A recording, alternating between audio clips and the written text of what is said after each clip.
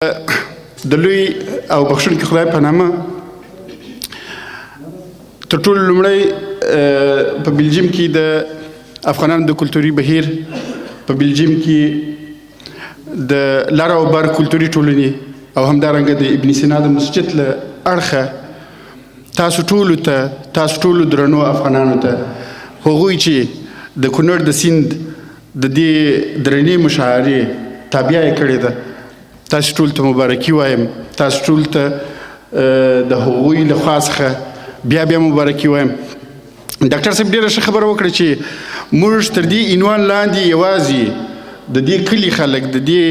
ولسوالۍ او د دې ولایت خلک د دې سیمې خلک نه راټولوو بلکې زموږ د وطن هره سیمه هره کوڅه په موږ پورې تعلق لري دوستانو یوه غم لړلې حادثه پرون په کندهار کې وسوه زه غواړم یادونه یې وکړم په تعصب سره هغه هیوادوال چې د تفریح لپاره یو ځای ځي او پر هغوی باندې د تاریکو فکرونو د دغه تفریح له ورغې نه لا نه وي او راځي پر هغوی باندې ماتم جوړوي په وینو یې لړي په وینو یې لژند کوي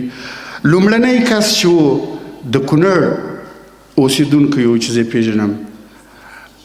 هغه لیکنه پر کړې ده لومړنی کس چې و هغه د بامیان یو کس و چې لیکنه یې پر کړې ده لومړنی کس دا درد داسې درد نه دی او دا افغانستان هم داسې سیمه نه ده چې هره سیمه یې څوک په ځان پرې وتړي دا د ټولو دی او زه د ډاکټر صاحب سره بیخي په دې موافق یم په دې باندې ورسره همغږی یم چې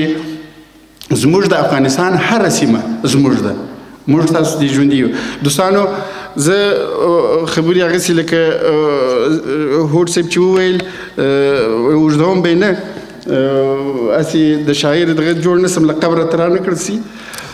ما پرون مې یو درد وروسته د دغې حادثې نه 2 ورځې مخکې په کابل کې د شاه شهید پر سړک باندې داسې غم لړلې حادثه وه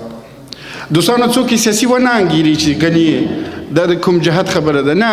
دا تاریکي ده دا د انسانیت پر ضد د وحشت خبره ده چې زه یې کوم ما ته مې زړه درد راکړی او ما ولیکل چې زړګی یې ودې لیدل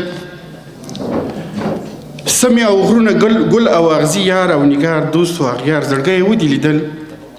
په ناروا حکمونو دا خوار کالبود دا خوار وجود په زکلیدو ستا د ناخوالو څخه خپل شخېدو ته روان زړګی یې ودې لیدل ویل مې مینه مه کړه د مینې لارې ګرانې د مینې چارې ګرانې لار کې اغزي کرلي د ژوند کاروان دا اوږد مزل ستړي اندونه دي له منزل نه لرې تر منزل نه رسېږي زړګی یې ودې لیدل چې مې ویل بازار دی هر یو د سوچ پر دکان خپل د ریا هوډونه په درانه تول خرڅوي دلته سړي ساړه دي احساس په تلو تلي مینه په دار زړوي زړونه تر تیغ تیر باسي دلته د زرو سړي دلته په زورور دلته بوتان پاچاهان ها قرآن وهلي خدای وهلي شرمېدلي د پلې پر تله ولاړ دي حکم کوي زړګی یې ودې لیدل چې مې ویل په وار منصور نور مه یادوه د قیس هجرت په دار کړه ادم له زړه کړلی دي د یوسف ځای اختیار کړه زړګی یې ودې لیدل منصور په چیغو د انالحق په نارو زاهدان وډارول ادم د خیال په شرنګ کې په جادوګرو ګوتو درخو راولورول قیس د خپل زړه پر صحرا د لیلي مینه هکړه زړګی یې ودې لیدل کس او ناکس لمن کې معصومو هیلو پسې ها نارواوي تیږي وړي تر منزله پورې زړګی یې ودې لیدل لار له کوهیو ډکه چل د کنعان جمال ته نه کاروان کې څاروان نه زلیخا کې دا توان چې د جانان پر جمال لکه پتنګ لوخړ سي زړګی یې ودې لیدل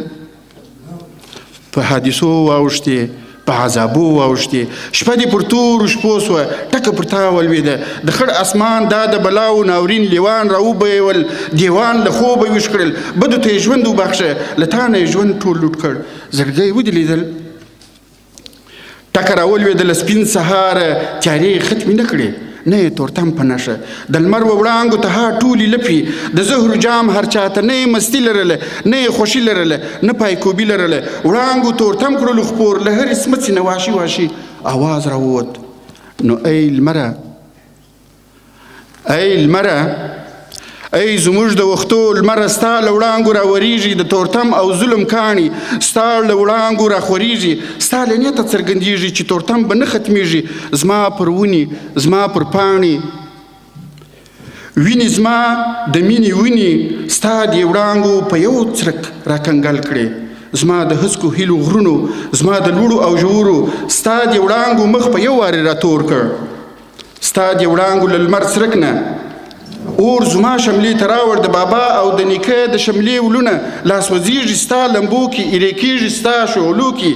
زه یو ستړی لامبوزن یم تورتمونو یم ډوب کړی زه یو مړی په ژوندو کې دې غمونو مجذوب کړی خو اسمانه ښه یې واوره زه به ډوب یم خو مړ نه یم زه به ډوب یم خو مړ نه یم د دنیا د دې نه اهلو تر پښو لاندې خو پړ نه یم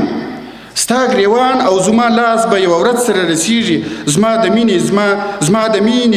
مینې د تقدیر ور به خلاصیږي بیا به زه او پسرلیو بیا به هسک د پیالو شرنګ وي بیا به زه د ګودر غاړي یا قربان په نغمو رنګ وي که دې کړیکه کړه زما چړیکه زه به ستا سندرې وایم لویه ربه زما ربه ته به زما یې زه به ستا یم مننه